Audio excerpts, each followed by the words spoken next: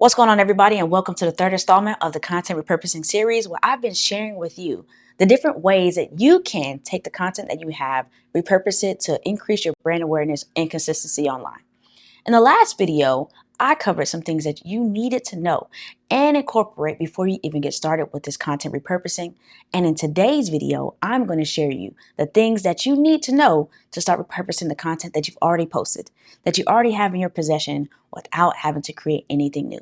Before we get started, let me share with you that registration for Content Repurposing Camp is open. Now, it'll be open for the next 7 days where you can register, and we are going to be in a 6-week program where I'm going to cover all of the content formats as well as have different Q&A sessions for you. So we're going to have 4 masterclasses on how to repurpose content in video format, audio format, written format, and with images, as well as another extended 2 weeks where we'll cover any Q&A and I can walk you through any additional questions that you may have. Now, you're going to be receiving feedback and templates, and we're going to have a Facebook group where we can share information and also be able to see content that you've been producing while we are together. Like I said, I'm super excited that registration is open. The link is in the description for you to go ahead and sign up. Let's get into the video. The first thing that you need to do is take inventory of what you actually have. So here's an example. Have you ever been requested to make some pancakes? And you go into the kitchen and you just start creating, but you don't know if you have the flour, the sugar, the syrup, or any other ingredients that you need to actually make pancakes. So how can we repurpose content if we don't know what you have? Any video, any written, any audio? Go ahead and take inventory of the things that you have and the things that you do on a consistent basis. Why do we want to use that content that you've already made? Well, if your message hasn't changed, this is a great way to continue to validate your expertise. If you have a video talking about making pancakes that was from 12 years ago, that means you've been making pancakes for 12 years. So your pancakes must be awesome. Having access to the content that you've already created, if we stick with the pancake analogy, you can also see where you can update some things, maybe adding some different recipes. So instead of just regular pancakes, you share more information on how they can make buttermilk pancakes, or maybe even vegan pancakes or gluten-free pancakes. You're able to update the information to share more information with your audience from the expertise that you've had for quite some time. Repurposing also allows you to share in different ways. So maybe you only had a blog talking about your pancakes, but now you can make a quick video or just taking some different images that you can put into a carousel and sharing the same information just in a different way. Now, I don't know about you, but sometimes I look at some of the stuff and I'm like, wow, I've come a long way.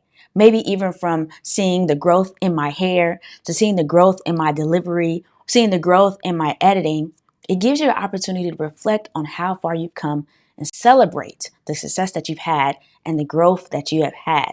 You can share that with not only yourself, but your audience. Be like, look at what my pancakes look like in 2012 versus 2022, and celebrate and acknowledge that and allow your audience to know that they can experience that same growth as they take this journey with you. All right, we're going to go over to the next screen where I'm going to share an example of what you can do once you've taken that inventory of what you already have. All right, sticking with the pancake analogy, let's just say that you have had a blog and a YouTube channel. Let's assume you've been doing this for a while and you have maybe 24 different blog posts that are already posted. Maybe you just started your YouTube channel and you have 6 videos for YouTube.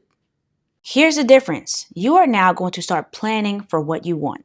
So let's say that we're revisiting these blog posts and you say, okay, great. I want to make from each one of these one carousel, and I'm going to make an additional updated blog post.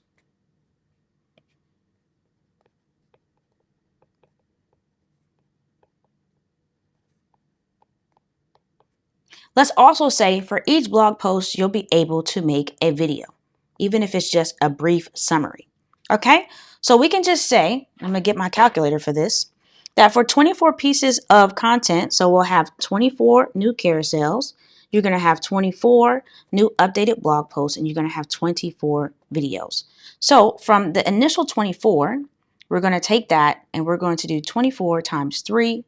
From the blog post that you've already created, you can have an additional 72 pieces of content. And that's just on a bare minimum if we're getting one additional piece of content from what you've already done.